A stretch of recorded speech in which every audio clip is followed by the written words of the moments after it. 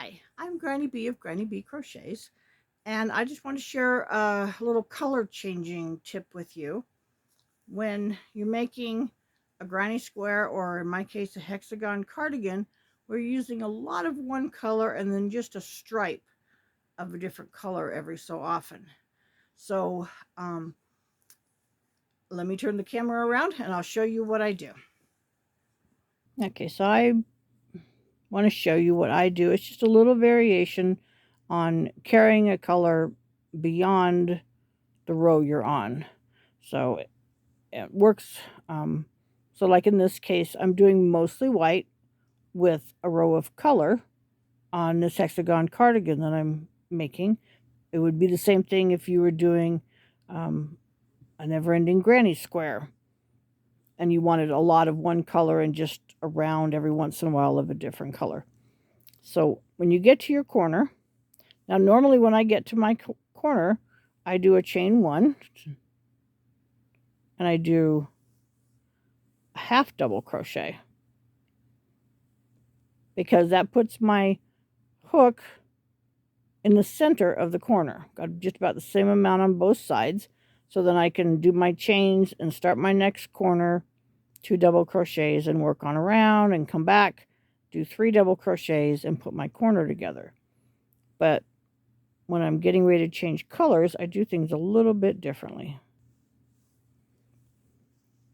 Okay, so what I do now at the corner when I'm going to change colors is I do a complete double crochet. So wrap around, pull it through 2, and pull it through 2 more. And what this does is it puts that beginning, that chain right there, down closer to this edge of the corner rather than in the middle. Okay, then I take my hook off and I put a stitch marker on it. Now I'm going to put on my new color, and however you put a new color on your granny square, that's how you do it. Okay, just that method is not relevant to what I'm doing. Get my yarn, and I just pull mine through like this, and then I drop the tail, which I'm going to tie off and weave in later because that's my thing. Do 2 more chains. Okay, now I'm going to start the first cluster, but before I do that, I want to make sure everything's out of the way. So I want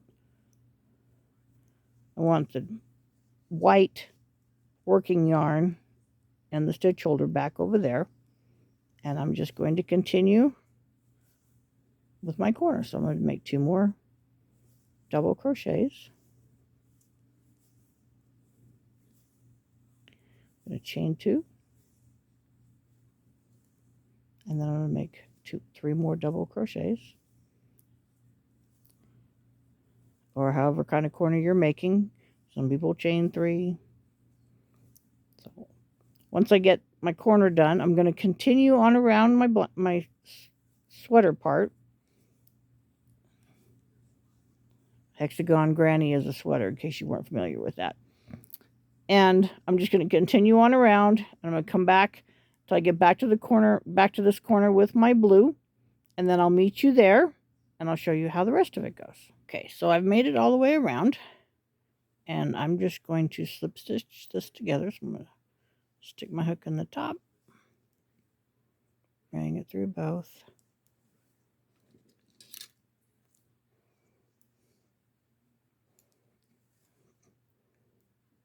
Cut off some for weaving in.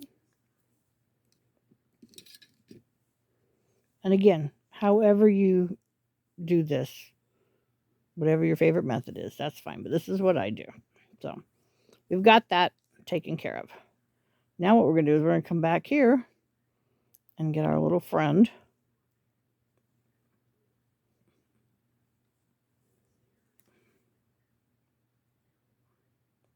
And then I just make 2 chains. 1, 2. And that brings me back up to the top of this corner. insert my hook. Okay. See, what I want to find though is this spot right here. The chain. So we're going to insert my hook into the chain first and bring it, slip stitch it on through. And then I'm going to insert my hook into the middle and also slip stitch that. So now my hook's back in the middle where I like it to make my corners. On the back, we do have these two little chains that come up, but they're kind of sturdy if they should get. So like normally if I'm carrying something up, I just have a strand coming up. And if it catches on something, it's kind of a little weak. It pulls my work tight sometimes, or if my gauge, I will pull it tight myself and I'm going to make the next stitches. So I do those two chains because it makes it a little sturdier.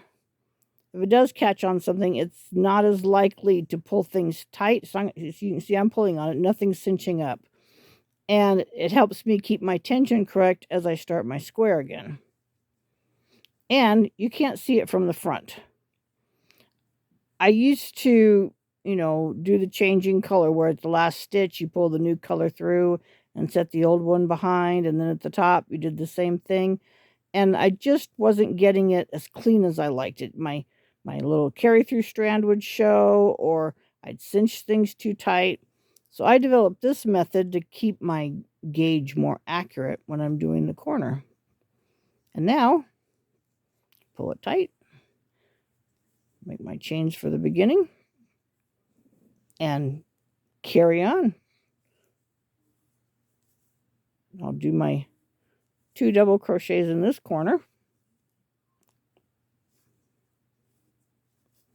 to start the corner. Then I'll work all the way around, and when I get back to the back, I'll do like I showed you in the beginning. I'll make a chain 1 and a half double crochet, puts me in the middle, and off I go. So that's how I do this color change. I will weave my ends in later. I just wanted to share it with you. Just for me, it works out a little better. I do have the little chain on the back, but it's so much sturdier. And like I said before, I used to have just a little strand and it would cinch up, or my tension would pull it. Different things would happen. And I just found this to be working better for me. It's just a little sturdier and you can't see it from the front. And since I'm making a hexagon cardi, it's not going to be seen at all because it's a cardigan. It'll definitely be on the inside. And if you are making the blanket, it is, on the wrong side, but it's not super obvious. So this is the wrong side of the one I've finished. And if you'll look, you can see that where I carried that up is barely noticeable. I haven't woven my ends in yet. Oh, dog says Peppy's got to come back. So if you look in the corner, though, see where I've carried that up? You have to look for it. If you look at it like this, it's barely noticeable. So if you do decide to do this on a blanket, even though it's on the back side, where's my string? I got it. Even though it's on the back side, it's not hugely obvious. It's just barely there. But I said it does tend to be sturdier. You're not as likely to cinch things up. I've just found it working much better for me. So I just wanted to share that little trick with you, that little tip that makes things a little better for me, and maybe it'll make things better for you. I hope so. Thank you for clicking on this and maybe learning something new that'll help your crocheting along. That's what I'm trying to do. So happy crocheting, and I'll talk to you later.